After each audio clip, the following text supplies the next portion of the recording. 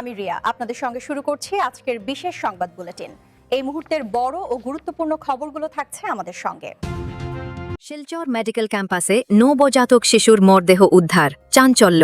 প্রশাসন ও মেডিকেল কর্তৃপক্ষের ভূমিকা নিয়ে উঠছে একাধিক প্রশ্ন। হাসপাতালে সিসিটিভি ও নিরাপত্তা ব্যবস্থা থাকা সত্ত্বেও কিভাবে কেউ শিশুর মরদেহ ফেলে পালিয়ে যেতে পারল? প্রসূতি বিভাগে কি কোনো গাফিলতি ঘটেছে? নবজাতকের জন্ম ও মৃত্যুর কোনো নথি কি গোপন করা হয়েছে? এই ঘটনার জন্য দায়ী কে? পরিবার, হাসপাতাল কর্তৃপক্ষ, নাকি সম্পূর্ণ ব্যবস্থাপনার ব্যর্থতা? সরকার কি এই ঘটনার পূর্ণ দায় নেবে? মেডিকেল কলেজ কর্তৃপক্ষ কি সত্য প্রকাশ করবে?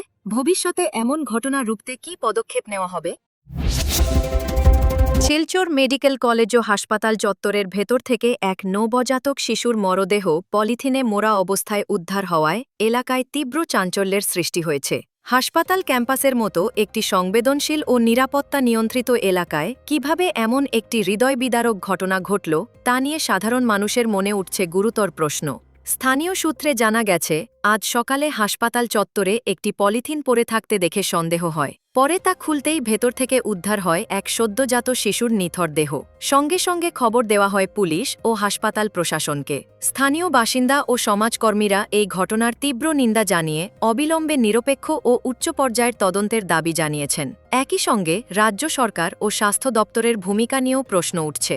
ঘটনার তদন্তে পুলিশ নেমেছে বলে জানা গেছে, তবে এখনও পর্যন্ত সরকারি তরফে কোনো স্পষ্ট ও সন্তোষজনক বিবৃতি সামনে আসেনি। এই মর্মান্তিক ঘটনা শুধু একটি শিশুর মৃত্যুই নয়, বরং স্বাস্থ্য ব্যবস্থা ও প্রশাসনিক দায়িত্ববোধের উপর বড়সড় প্রশ্নচিহ্ন তুলে দিল। বারাক টুডে এই ঘটনার প্রতিটি আপডেট আপনাদের সামনে তুলে ধরবে।